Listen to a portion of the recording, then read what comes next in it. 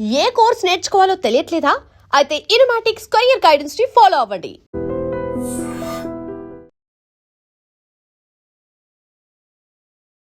క్షణం మూవీలో మీ క్యారెక్టర్ నేమో రిషి. ఎవరో సినిమాలో విక్రమ్ వాసుదేవ్, గూఢాచార్లో వచ్చేసి అర్జున్ అని ఉంటుంది, గోపి కూడా ఉంటుంది. డెకాట్ మూవీకి వస్తే హరిదాస్, ఆ శ్రీకృష్ణుడికి సంబంధించిన ఆ రెఫరెన్స్ తో వస్తూ ఉంది. సో ఎందుకు ఈ ప్రత్యేకత? నేను సత్యనారాయణ స్వామి భక్తుడినండి.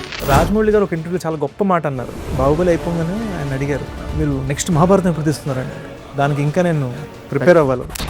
ఫస్ట్ టైం అంటే ఈ మాట అనొచ్చలేదో మృణాల్ మిమ్మల్ని డామినేట్ చేసింది. మీరు ఎప్పుడైనా చూడండి, లవ్ స్టోరీలో ఎప్పుడు హీరోయిన్ డామినేషన్ ఉండాలి.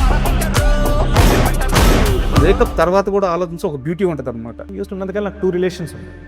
ఒకటి లవ్ ఫెయిలియర్, ఒక అమ్మాయితో బ్రేకప్ అయిపోయింది. రెండిట్లో నేను ఫెయిలియర్ ఎందుకు ఫీల్ అయ్యానంటే, రెండో అమ్మాయితో ఎవరితో బ్రేకప్ అయిందో. అభిషేక్తో మూవీ చేస్తున్నాం అంటే ఖచ్చితంగా ఒక ట్విస్ట్లు ఉంటాయి. మీతో ఎక్కువ కాలం ఆ డైరెక్టర్ ట్రావెల్ అవుతున్నారు, ఆయనకి మీరు ఒక పెద్ద టాస్క్ ఇచ్చినట్టే కదా. డెఫినెట్లీ గూఢచారి 2 లాంటి సినిమాకి అది పరిమితం, కానీ ప్రతి సినిమా అదే చేయకూడదు. డెకాట్ మూవీలో బైక్ రేజ్ ఇస్తారు కదా, ఆ బైక్ రేజ్ ఇచ్చినప్పుడు ఆ కన్నెపట 8 పడతా బైక్ స్టార్ట్ అవ్వకుండా అక్కడ ఎడిటర్ పీకే, డైరెక్టర్ శని. డెకాయిట్గా స్టార్ట్ అయ్యి ప్రేమ కథగా ఎండ్ అయ్యే సినిమా. పర్ డే కాస్ట్ ఎంత అనేది నేను చాలా జాగ్రత్తగా చూసాను. మన ఇండస్ట్రీలో ఒక శిఖరం ఉంది, రామ్ గోపాల్ వర్మ. ఇది పుస్తకాల్లో చెప్పేది కాదు, వర్మ మాత్రమే చేయగలే మ్యాజిక్ అని మీకు అనిపించిన ఏమన్నా ఉందా? హత్య ఫిలిం అండి. పిల్లలు ఆడుకుంటే రే జాగ్రత్త రే పడిపోతారు, అక్కడ వాళ్ళు చూసుకుంటున్నాడు, పెళ్ళంతో సరసం. ఇవన్నీ 1 షాట్ చూపించాను. శేష్కి ఇండస్ట్రీలో శత్రువులు ఉన్నారా? ప్రశాంతంగా పడుకున్న నేను మార్నింగ్ లేచేసరికి mixed reviews. Hi, welcome to my show. ఇంచుమించుగా 2 వారాల క్రితం రిలీజ్ అయిన డెకాట్ మూవీ ఇప్పటికీ డీసెంట్ కలెక్షన్స్తో ప్రేక్షకులను ఆకట్టుకుంటూ ఉంది. అండ్ ఈ మూవీకి వచ్చిన ఆ టాక్ అయితే టెక్నికల్గా మూవీ యూనిట్, అలాగే ఎమోషన్స్ చాలా మంచి టాక్ వచ్చింది. ఈ నేపథ్యంలో ఆ మూవీ హీరో అడివిశేష్ గారు మనతో ఉన్నారు. ఆయన అడిగి డెకాట్ మూవీ విశేషాలు, అలాగే మరిన్ని ఇంట్రెస్టింగ్ విశేషాలు తెలుసుకుందాం. హాయ్ సార్, నమస్తే. నమస్తే సార్. సార్, మామూలుగా ఇండస్ట్రీలో సక్సెస్ రేట్ చాలా తక్కువ అంటూ ఉంటారు. బట్ మీ ఒక్కరి విషయానికి వచ్చేలేకే అది 100% అవుతుంది సరే. ప్రయత్నం సార్, అంటే మనకి అదృష్టం తోడవ్వాలి, దేవుడు తోడవ్వాలి, ప్రజలు తోడవ్వాలి. అండ్ డెకాయిట్ విశేషంలోకి వెళ్ళే ముందు నా దగ్గర ఒక ఇంట్రెస్టింగ్ క్వశ్చన్ ఉంది. సో దాని నుంచి స్టార్ట్ చేద్దాం. మనకి క్షణం మూవీలో మీ క్యారెక్టర్ నేమో రిషి. అవును. ఎవరో సినిమాలో వాసుదేవ్, విక్రమ్ వాసుదేవ్. అలాగే గూఢాచార్లో వచ్చేసి అర్జున్ అని ఉంటుంది, బట్ గోపి కూడా ఉంటుంది. అండ్ ఈ మూవీ విషయానికి వస్తే, డెకాట్ మూవీకి వస్తే హరిదాస్. అంటే ప్రతి సినిమాలో మీ రైటింగ్ ఉన్న ప్రతి సినిమాలో మీ క్యారెక్టర్ నేము శ్రీకృష్ణుడికి సంబంధించిన ఆ రెఫరెన్స్తో వస్తూ ఉంది. సో ఎందుకు ఈ ప్రత్యేకత? నేను సత్యనారాయణ స్వామి భక్తుడినండి. సో నాకు ఎప్పుడు అది ఉంటుంది. All Vishnu, lord Vishnu related names ఉంటాయి నా సినిమాల్లో. ఎప్పుడు కూడా చూడండి. అదే మా చెల్లెలు శివభక్తురాలు, అది వేరే విషయం. But I have that. నాకు ఇన్ఫ్యాక్ట్ మా చెల్లెలకి మొన్నే బాబు పుట్టాడు, నేను కేశవ్ అని పేరు పెట్టా. ఓకే. సో అది ఉంది నాకు. అండ్ డెకాట్ విషయానికి వస్తే హీరోయిన్ క్యారెక్టర్ నేము యాక్చువల్గా ఇక్కడ హరిదాస్ అయితే అక్కడ లక్ష్మి ఉండాలి, బట్ సరస్వతి అని పెట్టారు. కాన్సెప్ట్ ఓరియంటెడ్గా కాన్షియస్గా పెట్టిన పేరేనది, అంటే కథ ప్రకారం. అంటే తనకి మీరు చూస్తే సినిమాలో హరి కన్నా ఒక బెటర్ మెచ్యూరిటీ ఉంటుంది తనకు సినిమాలో. కరెక్ట్. సో ఇద్దరు ఒకే ఏజ్ వాళ్ళైనా, అండ్ మనం కొంచెం పూర్తిగా చెప్పం కానీ సేమ్ కాలేజే, పక్క కాలేజ్ వాళ్ళ అన్నట్టు చూపిస్తాం. బిగినింగ్లో కాలేజ్లో నేను మీకు మంచి ఫ్యాన్ అండి అంటాడు. సో వీడికన్నా చదువుకున్న అమ్మాయి సరస్వతి యాప్ట్ అనిపించింది. ఇలాంటి ప్రపంచంలో లక్ష్మి అనే పేరు నాకు ఒక హరితో సమానంగా ఉండకూడదు, హరిని మించిపోవాలి అన్న ఫీలింగ్ అనిపించింది. అండ్ మూవీ రిలీజ్ అయిన తర్వాత కూడా సార్, అంటే చాలామంది మీడియా మిత్రులు చూసినప్పుడు కానీ, అంటే ఎప్పుడు లేనిది ఒక మాట అన్నారు, శేష్ రైటింగ్ ఎప్పుడు కూడా తన క్యారెక్టర్ని ఎలివేట్ చేసుకునేటట్టు ఉంటుంది. దానివల్ల ఆటోమేటిక్గా శేష్ సినిమాల్లో శేష్ మాత్రమే హైలైట్ అవుతారు. బట్ ఫస్ట్ టైం, అంటే ఈ మాట అనొచ్చలేదో మృణాల్ మిమ్మల్ని డామినేట్ చేసింది. I'm happy with that. ఎందుకంటే నేను పెద్ద డిప్లొమాటిక్గా చెప్పట్లే. మీరు ఎప్పుడైనా చూడండి, లవ్ స్టోరీలో ఎప్పుడు హీరోయిన్ డామినేషన్ ఉండాలి సార్, అప్పుడే మీకు సినిమా బ్లాక్ బస్టర్. ఇది నేను ఏఎన్ఆర్ గారి సినిమాలో చూశాను, ఏమ్మాయి చేసే సినిమాలో చూశాను, ఇన్ఫ్యాక్ట్ నేను చేసిన సినిమాలో కూడా మీరు ఎవరు సినిమా చూస్తే మీరు అందరు రాసిన రివ్యూస్లో కూడా ఫస్ట్ రెజీనా గురించి రాస్తారు. అవును. I'm okay with that. ఎందుకంటే నేను ఎప్పుడు స్ట్రాంగ్ ఫీమేల్ క్యారెక్టర్స్ నమ్ముతాను.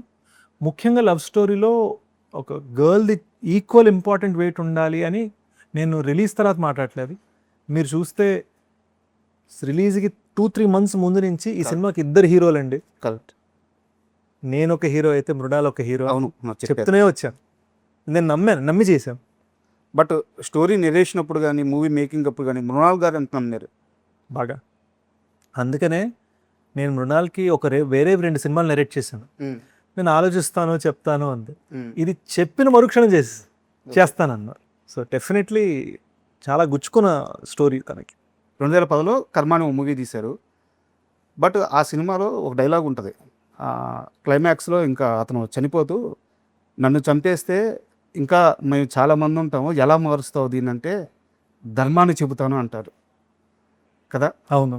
సో రైటర్గా అంత స్ట్రాంగ్గా ఉన్న మీరు తరువాత కాలంలో ఆ క్షణం వరకు రావడానికి చాలా పీరియడ్ బట్టి హిట్స్ ఫ్లాప్స్ అండి అంతే. నాకు క్షణం దాకా హిట్ లేదు. ఎస్, సింప్లీ పుట్ 2 సినిమాలు చేశాను హీరోగా. అది కాకుండా 1-2 సినిమాలు హీరో లాంటి పాత్రలు వేశాను. నిజంగా చెప్పుకోవాలంటే అలాంటి రోల్స్ చేసిన వాటిలో రన్ రాజారన్ తప్ప రన్ రాజారన్లో కూడా హీరో నేను కాదు, కానీ ఒక చిన్న హీరోయిజం ఉన్న క్యారెక్టర్. చెప్పుకోదగ్గ రోల్ అదొక్కటే. నాకు కర్మ కానీ కిస్ కానీ బాక్స్ ఆఫీస్లో వర్కౌట్ అవ్వలేదు. అండ్ సినిమాలుగా కూడా కర్మ మీరు చూస్తే కర్మతో నేను ఉద్దేశించింది చాలా గొప్ప విషయం, కానీ నేను పూర్తిగా ఒక జనాల్ని ఆకట్టుకునేటట్టు చెప్పలేకపోయాను. మీరు ఇప్పుడు ఆ సినిమా హాట్స్టార్లో ఉంది, ఇప్పుడు చూస్తే మీరు ఒక్క సీన్ అద్భుతంగా ఉంటుంది, 3 సీన్లు ఇటు అట్టుగా ఉంటాయి. తెలుస్తుంది. అంటే రాజమౌళి గారు ఒక ఇంటర్వ్యూలో చాలా గొప్ప మాట అన్నారు. బాహుబలి అయిపోగానే ఆయన అడిగారు, మీరు నెక్స్ట్ మహాభారతం ఎప్పుడు తీస్తున్నారని. అంటే దానికి ఇంకా నేను ప్రిపేర్ అవ్వాలి. అంటే అది కూడా ఒక గొప్ప మెచ్యూరిటీ. నేను దేనికి రెడీ ఉన్నానని నాకు తెలియడం కూడా ఒక చాలా గొప్ప మెచ్యూరిటీ. అది నాకు కర్మ అప్పుడు అది తెలియదు. ఈ రోజు నేను కర్మని వేరేగా హ్యాండిల్ చేస్తాను. బట్ నాకు అంటే సారీ, నేను కర్మ గురించి మాట్లాడుతున్నాను మీకు డెకాయిట్కి వచ్చి, బట్ చెప్పాలనుకొని చెప్తున్నాను. ఆ కత్తి మీద సనాతన ధర్మం అని చెప్పేసి టెక్స్ట్ ఉంటుంది. నాకు తెలిసి ఆ టైంలో సినిమా స్థాయిలో అలాంటి ఓడు వాడడం తెలుగు సినిమాల్లో అది కూడా ఒక కొత్త కుర్రాడు. Yeah definite first time. I'm very big believer అంటే అది వెరీ నాకు బీభత్సమైన belief. At the same time మనం ట్రెడిషనల్గా దేవుడిని ఎలా నమ్ముతాం, నేను అలా నమ్ము. నాది మోర్ స్పిరిచువల్. అంటే శుక్రవారం అది చేయాలి, శనివారం ఇచ్చేయాలన్న దానికన్నా మోర్ స్పిరిచువల్ స్పేస్ నాది. అంటే అరుణాచలంకి వెళ్తే ఫస్ట్ రమణ మహర్షి ఆశ్రమానికి వెళ్తాను, శివాలయం కన్నా.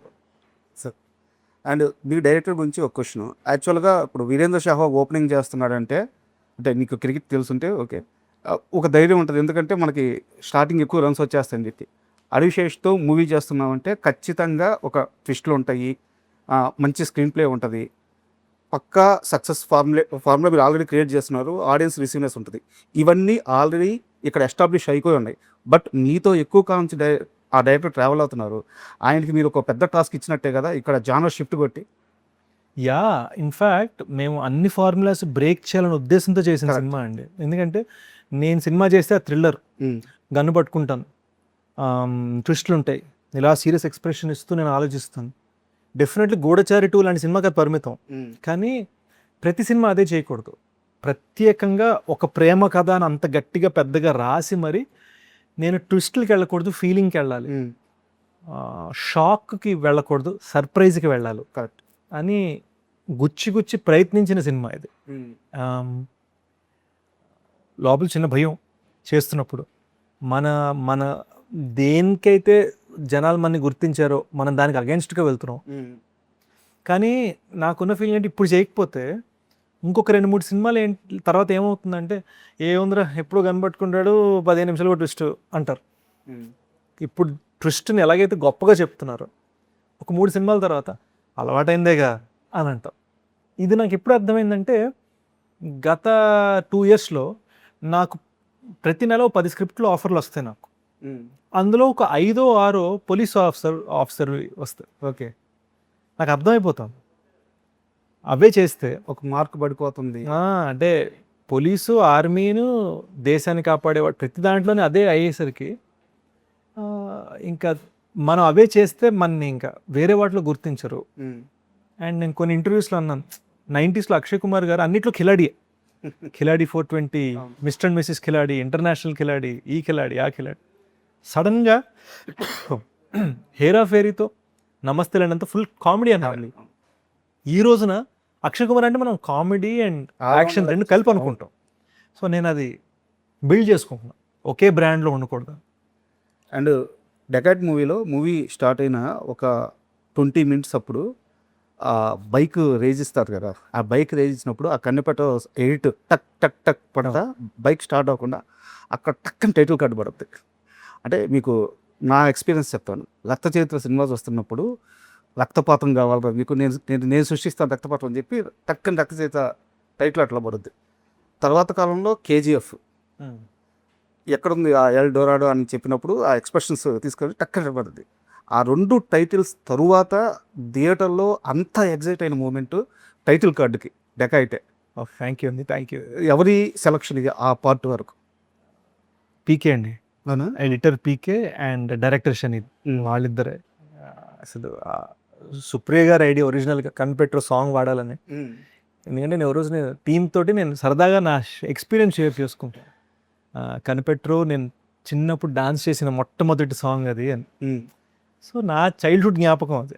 మరి దాన్నే మనం ఒక చిన్న కొత్తగా చేయొచ్చు కదా అని సుప్రియ గారి ఐడియా.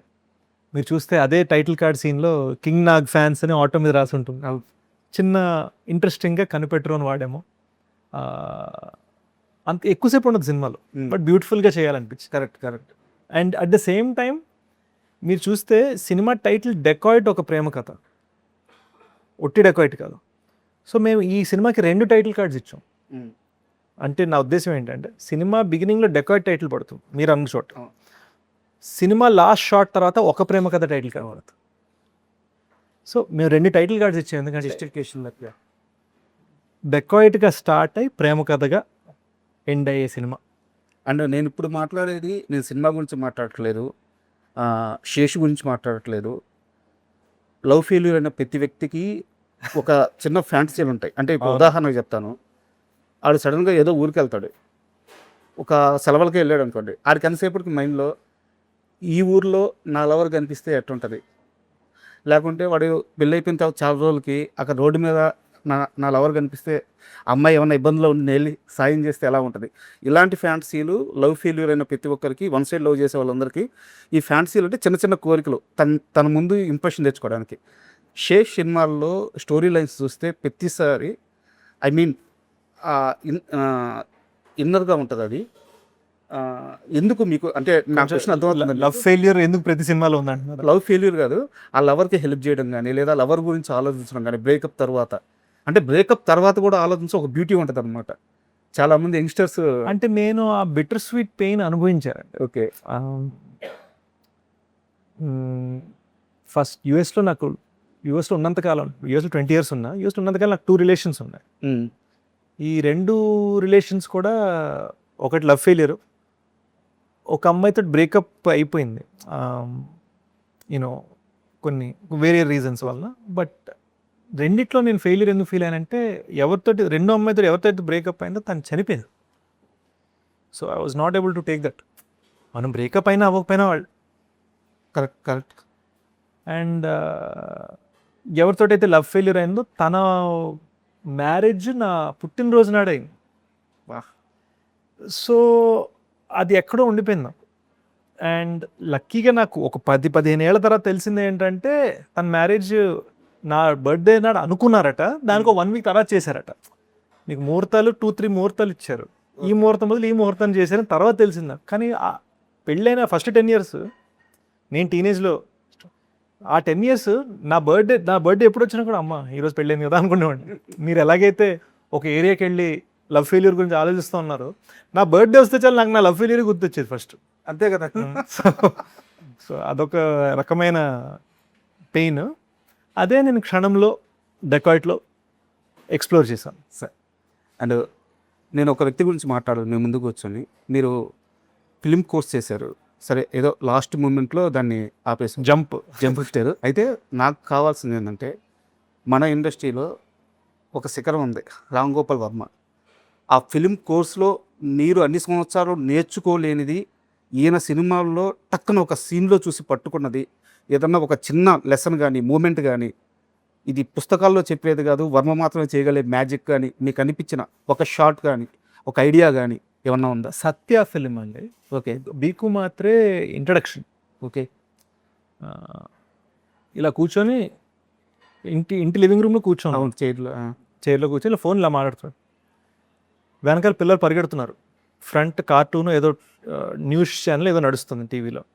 ఈయనేమో 2 కోట్లు ఇవ్వద్దని చంపి అని ఇలా మాట్లాడుతున్నాడు. పక్కన పెళ్ళం వచ్చి కాఫీ తీసుకో, చాయ్ తీసుకో అంటుంది. ఈయన వెనకపోతే ఇలా ఆ కప్పు ఇలా భుజం అంటాడు, చెప్పాను కదా తీసుకో అని అంటుంది.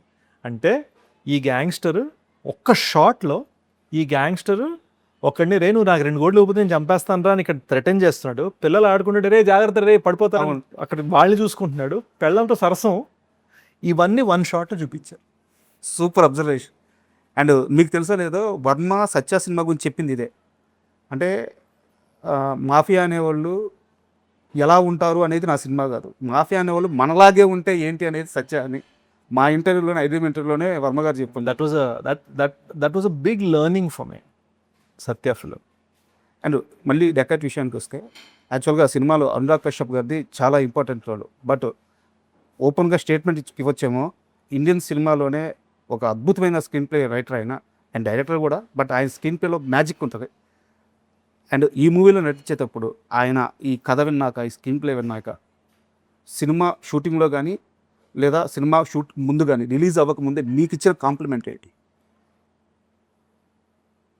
ఒక బ్యూటిఫుల్ మాట అన్నారు. ఫస్ట్ ఫ్యూ డేస్ ఆయన షూట్ చేస్తున్నప్పుడు వీళ్ళు ఎందుకు ఈ సీన్ ఇంతసేపు తీస్తున్నారు, నేనైతే ఒక షాట్లో తెక్కకూడదును ఈ సీను, ఆ సీన్ అయితే వీళ్ళు 4 రోజులు తీస్తున్నారు, నేను 2 డేస్లో తెక్కకూడదును అని ఆయన లోపల నుంచి ఫీలింగ్స్ పుట్టుకొచ్చేవట. డబ్బింగ్ అప్పుడు ఆయన ఎడిట్ చూసేసరికి అమ్మ ఇలా తీసారా దీన్ని అని చాలా హ్యాపీ ఫీల్ అయ్యారు. ఓకే, అది చాలా ఆనందంగా అనిపించింది. అండ్ శేష్ గారు, నాకు చిన్న doubt. Hero, screen play writer and అంటే ఈ మల్టీ టాస్కింగ్ అనేది, థింగ్స్ హ్యాండ్లింగ్ అనే దాని మీదే ఆధారపడి ఉంటుంది. నాకు మళ్ళీ ఒక చిన్న ఎగ్జాంపుల్, నేను మళ్ళీ మీ ఫస్ట్ మూవీకి వెళ్తున్నాను. దాంట్లో మీకు ఫ్యూచర్ తెలుస్తుందని చెప్పడానికి చాలా చేయొచ్చు, బట్ అక్కడ బడ్జెట్ కంట్రోల్ ఉంటుంది. మీకు ఒక టేప్ రికార్డర్ దగ్గర తీసుకెళ్ళి హీరోయిన్ని ఏదో పాట, నాగార్జున గారి పాట చెప్తారు, కానీ అటు మార్చంగానే నాగార్జున గారి పాట ప్లే అవుతుంది అనమాట. సింపుల్గా మీకున్న సోర్సెస్లో సినిమా మొత్తానికి అద్భుతమైన సీన్ చెప్పడం, అంటే మీ ఎర్లీ స్టేజ్లోనే ఆ థింగ్స్ హ్యాండిలింగ్ చేయడం అనేది మీకు అలవాటు అయిపోయింది. అంటే necessity is the mother of invention, English సామెత కదా. సో అది ఎప్పుడు నాకు చిన్నప్పుడు నాకు సరే బాగా ఇష్టం అండి. సో మీరు చెప్తుంది కర్మ సినిమాలో సీన్ అండ్ ఇక్కడ కనిపెట్టరు వాళ్ళు. ఒక్కటి ఏంటంటే హీరోగా నా కెరీర్ని నిలబెట్టుకోవడానికి కోసం నేను చేస్తున్న టాస్క్స్ ఇవి. సో నేను దీన్ని మల్టీ టాస్కింగ్గా భావించను. ఒక హీరోగా నేను ఒక విగ్రహం కట్టుకుంటున్నాను, ఆ విగ్రహాన్ని నిలబెట్టే స్టేజ్, ఆ స్టేజ్, ఆ ప్లాట్ఫామ్ అన్నది ఈ మల్టీ టాస్కింగ్. అక్కడి నుంచి, అంటే మీరు చెప్పిన ఆ స్టేజ్ నుంచి ఈరోజు ఒక లగ్జరీ వచ్చింది మీకు సినిమా మేకింగ్లో. శేష్ అడిగినంత బడ్జెట్ ఇవ్వచ్చు, కళ్ళు మూసుకొని ఇవ్వచ్చు, శేషుని కళ్ళు మూసుకొని నమ్మవచ్చు, అది ఒక లగ్జరీ అనుకోవచ్చు. సో అక్కడి నుంచి ఇక్కడ దాకా ప్రయాణం ఏమనిపిస్తుంది? డెకాయిట్ మీకు ఇచ్చిన ఆ కాన్ఫిడెన్స్ ఏంటి? డెకాయిట్ 65 crores మనం within 1 week OTT and box office ద్వారా ప్రొడ్యూసర్ని సేఫ్ చేయగలము, కొన్న వాళ్ళందరినీ ఆర్థికంగా సేఫ్ చేయగలము అన్న కాన్ఫిడెన్స్ అది చాలా గొప్ప విషయం. కరెక్ట్. నాకు తెలిసి చాలామంది దాన్ని హ్యూజ్ పిఆర్ బ్లాస్ట్గా చేద్దును, నాకు అది చేయడం రాదు. ఎందుకంటే నేను ఎక్కువ దాని మీదే వెళ్ళానంటే క్రియేటివిటీని వదులుకుంటున్నాను అన్న ఫీలింగ్ వస్తుంది. నా ఉద్దేశం అది కాదు, కానీ నేను ఎప్పుడు ప్రొడ్యూసర్స్ యాక్టర్ని. సార్ ఎందుకంటే నేను నా ఫస్ట్ 2 ఫిల్మ్స్ నేను ప్రొడ్యూస్ చేసుకొని మార్నింగ్ షో నుంచి మ్యాట్నీ షో లోపల అయ్యేలోపు నా సినిమాని తీసేయడం జరిగింది. సో పోస్టర్ ఖర్చులు కూడా రాకపోవడం అంటే ఏంటో నాకు తెలుసు. So I'm a producer first నా మైండ్లో వీటన్నిటికన్నా ముందు. సో ప్రొడ్యూసర్ని సేవ్ చేయటం నాకు ఎంత ముఖ్యం అనేది ఒక బ్యూటిఫుల్ కాన్ఫిడెన్స్ ఇచ్చింది sir. At the same time నా సినిమా వరకు ఎన్ని రోజులు తీసాము అనే దానికన్నా పర్ డే కాస్ట్ ఎంత అనేది నేను చాలా జాగ్రత్తగా చూసుకుంటాను సార్. సో 149 days సినిమా చేసిన యూజువల్గా మిడ్ బడ్జెట్ సినిమా అంటే 25 లక్షలు 30 లక్షలు పర్ డే అయిపోతుంది. మంది 10-12. Last 2 more questions sir. యాక్చువల్గా క్లాస్ టాపర్ ఉంటాడు, ఆడికి ఎప్పుడు 95-97 మార్క్స్ వస్తూ ఉంటాయి. ఆడికి ఎప్పుడైనా 90 కంటే కొంచెం తక్కువ వస్తే పట్టుకోవాలని క్లాస్ మొత్తం వెయిట్ చేస్తూ ఉంటుంది. ఇండస్ట్రీలో శేష్ని అలా పట్టుకోవాలని డెకాయిట్ రిలీజ్ అయినా డే 1 ట్రై చేశాడు, బట్ డే 2కి మొత్తం మారిపోయింది. శేష్ మళ్ళీ దొరకలేదు, బట్ డే 1 గట్టిగా ట్రై చేశారు. శేష్కి ఇండస్ట్రీలో శత్రువులు ఉన్నారా? Not at all. I don't believe that. I don't think it's that అండి. నేను వేరే ఇందాక ఒక ఇంటర్వ్యూలో అన్నాను ఏంటంటే నాకు ఒక్కొక్క సినిమా మీద ఒక్కొక్క ఎక్స్పీరియన్స్ జరిగింది. ఎవరు సినిమా చేసినప్పుడు ఇండస్ట్రీ ఇచ్చిన రివ్యూస్ నాకు పబ్లిక్ నుంచి రాలా. రీమేకే కదా, మొన్నే హిందీ బద్లా వచ్చింది కదా, రీమేకే మొత్తం అంతా హోటల్ రూమ్లో కొట్టిసేరట కదా, ఇలా అన్నారు. గూఢచారి అంత లేదులే, అంత అందులో యాక్షన్ కూడా లేదు కదా, ఇలా తీసి పడేసేవారు సినిమాని. ఇప్పుడు ట్విట్టర్లో ఆ క్లైమాక్స్ వైరల్ అయ్యి మళ్ళీ లేచింది సినిమా. ఇప్పుడు అంటున్నారు ఎవరు సినిమా నుంచి నేను మీకు ఫ్యాన్ అండి, ఎవరు సినిమా నుంచి నాకు మీ సినిమాలు బాగా ఇష్టం అండి. రిలీజ్ అయిన 2 years దాకా ఎవరు సినిమా గురించి పుకారే లేదు పబ్లిక్ నుంచి సార్. ఇక్కడ ఇది ఒక ఎక్స్పీరియన్స్. ఇండస్ట్రీ నుంచి సపోర్ట్ వచ్చింది కానీ పబ్లిక్ నుంచి రాలా. ఇక్కడ డెకాయిట్ మార్నింగ్ ప్రశాంతంగా పడుకున్న నేను మార్నింగ్ లేచేసరికి మిక్స్డ్ రివ్యూస్ వచ్చాయి. మిక్స్డ్ అంటే నేను కోడ్ వర్డ్గా మాట్లాడితే కొంతమంది నచ్చింది, కొంతమంది నచ్చలేదు. Genuine public matinee show first show దగ్గర నాకు అర్థమైంది నా కెరీర్ బిగ్గెస్ట్ ఓపెనింగ్ అవుతాను. ఫ్యామిలీస్కి ఐ థింక్ ఫ్యామిలీస్ వల్ల అందుకుందండి సినిమా, ఫ్రాంక్గా చెప్పను. అండ్ నా గెస్ కరెక్ట్ అయింది అనిపించింది. నేను షూట్ లాస్ట్ డే నాడు నేను అన్నాను ప్రెస్ మీట్లో, మీరు అక్కడికి వచ్చారు లేదు నాకు గుర్తులేదు, shoot last day shoot press meet పెట్టాను సెట్లో పెట్టినప్పుడు నేను ఏమన్నానంటే ఈ సినిమాకి మీరు మీ గర్ల్ ఫ్రెండ్స్ని, మీ వైఫ్స్ని, మీ అమ్మగారిని, మీ కూతుళ్ళని, మీ చెల్లెల్ని తీసుకెళ్ళండి అని కుర్రోళ్ళతోటి అన్నాను చెప్పారు. అండ్ అదే జరిగింది. ఫ్యామిలీస్ అందుకున్నారు. నేను ఎన్ని థియేటర్లో ఎన్ని విజిట్స్లో నేను చేసిన ప్రమోషన్స్ మీరు చూసారు, ఎన్ని విజిట్స్లో ఎన్నిసార్లు బామ్మలు చిన్నపిల్లలు వీళ్ళందరూ నా చేయి పట్టుకునేలా కన్నీళ్ళతో నన్ను చూసారో నాకు తెలుసు సార్. అంటే sorry to interrupt you, second వీక్లో కూడా ప్రమోషన్స్ ఇంత యాక్టివ్గా ఇంత పాజిటివ్ వేలో జరుగుతున్నాయంటే ఈ మధ్యకాలంలో ఏ సినిమాకి జరగలేదు. సో ఆ సక్సెస్ అయితే నా ప్రతి సినిమాకి జరిగింది. అందుకే కదా శేష్ మాత్రమే సక్సెస్ నేను స్టార్టింగే చెప్పింది. అండ్ సార్ ఇది క్వశ్చన్ కాదు, ఒక డిజైరు.